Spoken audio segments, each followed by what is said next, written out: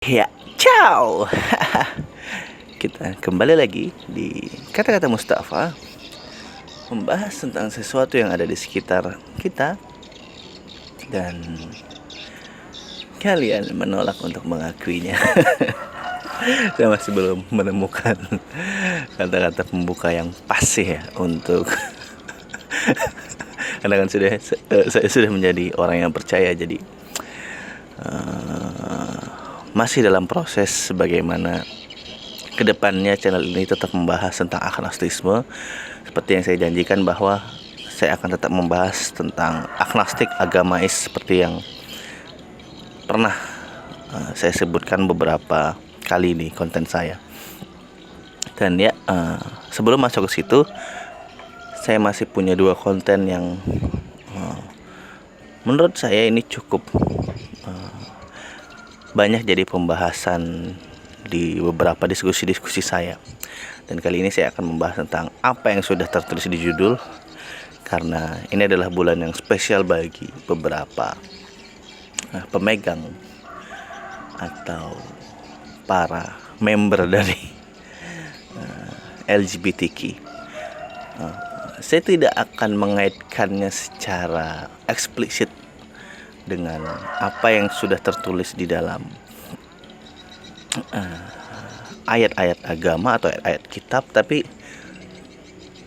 saya hanya ingin menjelaskan tentang korelasi-korelasinya saja. Betapa sebenarnya mungkin LGBT ini tidak sejahat itu ya. Dan buat teman-teman yang memfollow media-media sosial saya pasti tahu bahwa saya sering membuat tulisan-tulisan, dan saya pun juga sering menekankan bahwa saya secara tidak langsung mungkin terlihat menyetujui LGBT, tapi sebenarnya tidak. Saya tidak menyetujui LGBT dan saya tidak mendukung LGBT, namun saya netral dan saya setuju bahwa ada cara yang lebih baik untuk memahami LGBT. Kenapa? Kayaknya sudah beberapa kali juga saya bahas, dan bahkan ada konten saya yang membahas tentang bagaimana saya berhubungan dengan transpuan. Ya, memang beberapa kali pula saya mencoba untuk menjadi seperti mereka gitu ya, tapi ternyata ya saya bukan seorang LGBT, sehingga saat ini hasrat saya masih straight atau lurus kepada lawan jenis. Sehingga saya masih bersikukuh bahwa LGBT ini bukanlah sebuah penyakit, namun adalah beberapa pilihan atau beberapa keinginan dari memang kebanyakan orang untuk menjadi seorang LGBT.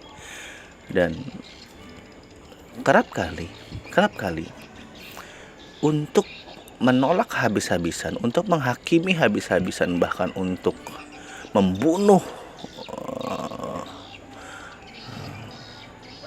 pikiran-pikiran LGBT ini, banyak orang kerap menggunakan agama sebagai tolak ukurnya ya.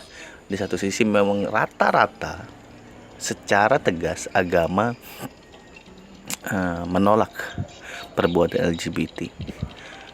Namun sekali lagi saya tidak menemukan korelasi yang tepat bahwa kejadian-kejadian yang terjadi dan yang diceritakan di dalam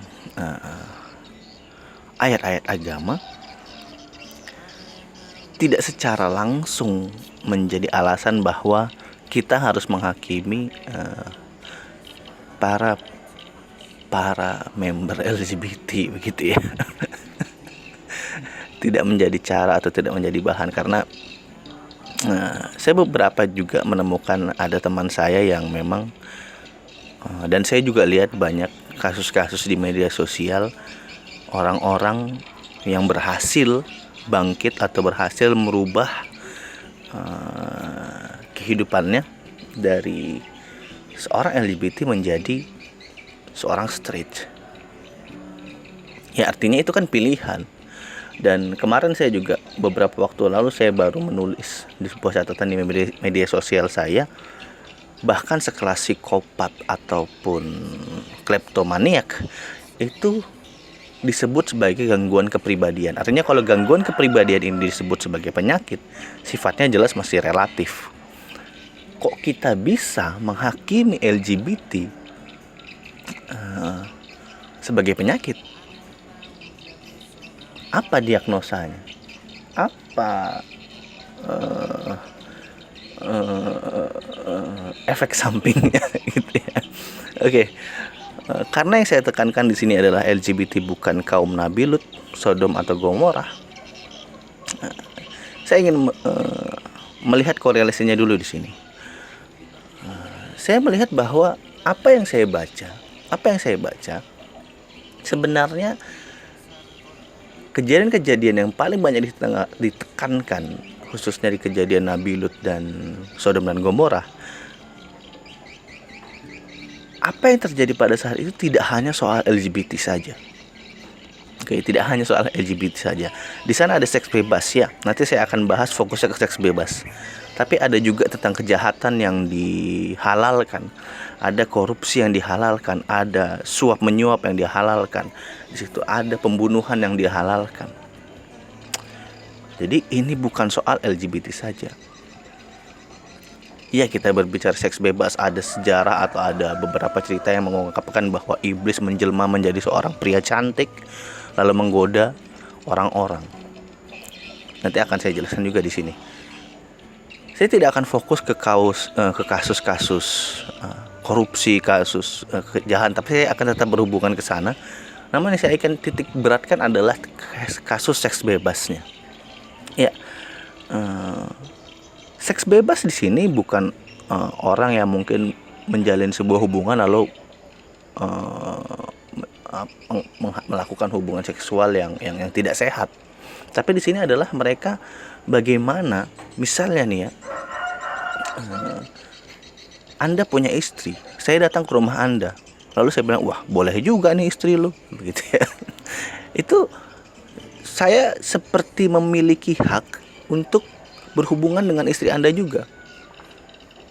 Dan kalau misalnya Anda, oh nggak mau, ini kan istri saya, lu jangan main-main dong, saya timpas atau saya tikam Anda pun, tidak akan ada pejabat sipil atau anggota atau aparat yang menangani kenapa Anda terbunuh, begitu. Itu kenapa? Di situ tidak hanya bicara soal seks bebas, tapi bicara juga tentang kasus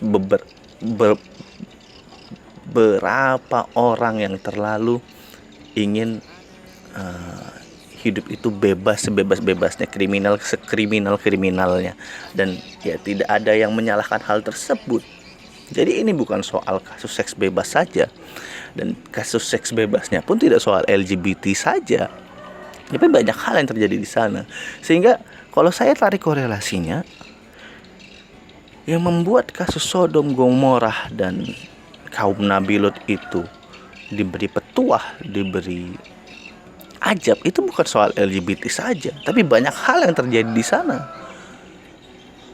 Dan kenapa orang menjadikan kasus itu sebagai penekanan bahwa jangan sampai nih LGBT ini tersebar, kalau enggak kasus Sodom Gomorrah. Ya, kita bisa jadi mungkin kita berpikir bahwa LGBT ini menjadi penyebab satu keburukan di antara keburukan yang lainnya, tapi tidak dengan cara menghakimi menurut saya.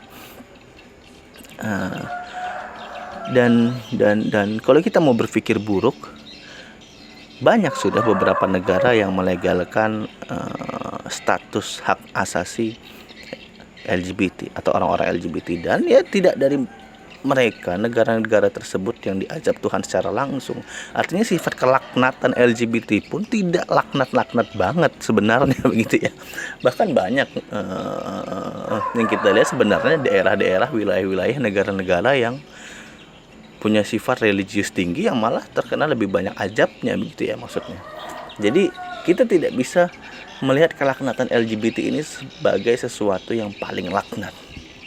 Bahkan saya itu melihat seseorang melihat LGBT ini seperti lebih rendah daripada binatang. Melihat LGBT ini lebih jahat dari pembunuhan. Yang saya pikir, kenapa begitu sih? Saya banyak bertemu dengan teman-teman saya, rekan-rekan saya yang ya saya tidak perlu sebut mereka sebagai teman, saya tidak perlu sebut mereka sebagai rekan, tapi saya akan sebut mereka sebagai orang yang saya kenal, itu merendahkan derajat LGBT serendah-rendahnya. Tapi dia sendiri masih melakukan seks bebas, masih sering open BO, masih sering bicara kotor, masih sering gibahin orang.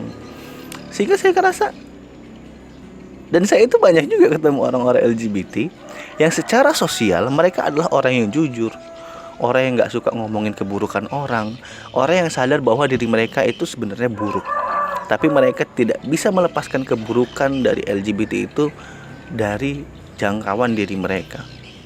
Ya kita sering kok ngelihat kan kesaksian-kesaksian transpuan atau transpria yang mengatakan bahwa mereka dari kecil merasa bahwa diri mereka ada di tubuh yang salah.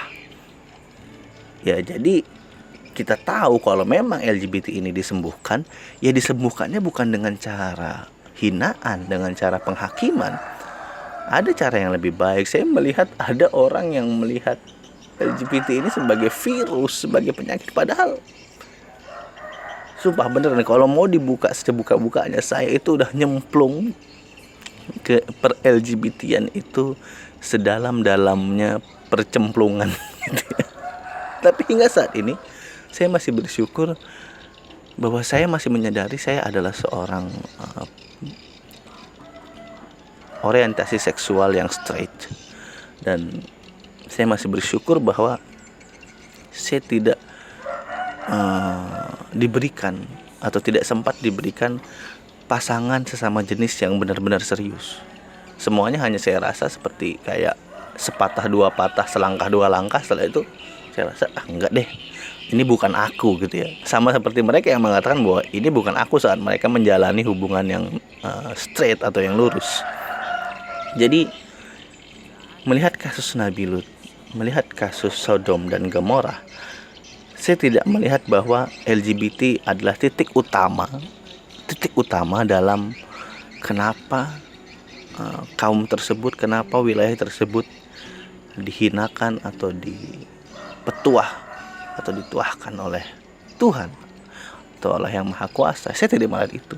Yang saya lihat adalah betapa korupnya wilayah itu, betapa jahatnya wilayah itu, betapa ketidaketisannya wilayah itu. Sehingga sekali lagi saya rasa LGBT bukanlah kaum Nabi Lut. Tak ada yang mau jadi seorang koruptor, tak ada yang mau jadi pelacur dan istri kedua, tapi kenikmatan dunia lebih dari itu. Oh nikmatnya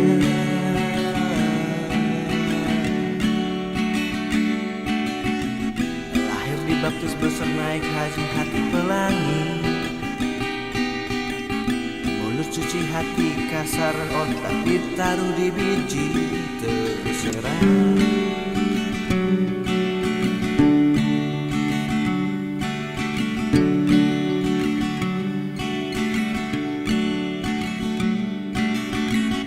Kedamaian absolut katanya ada di surga, surga yang mana?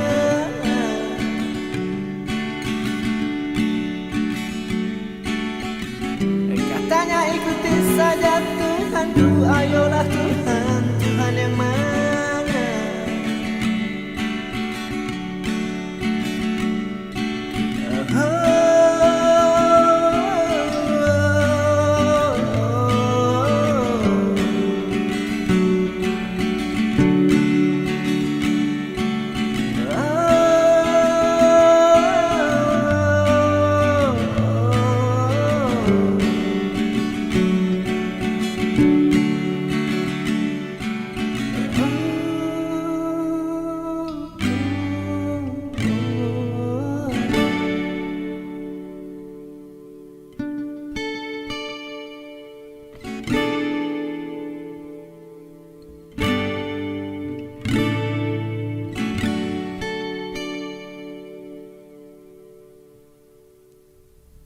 Kebaikan itu suci, tapi mengapa baiknya ada batasnya.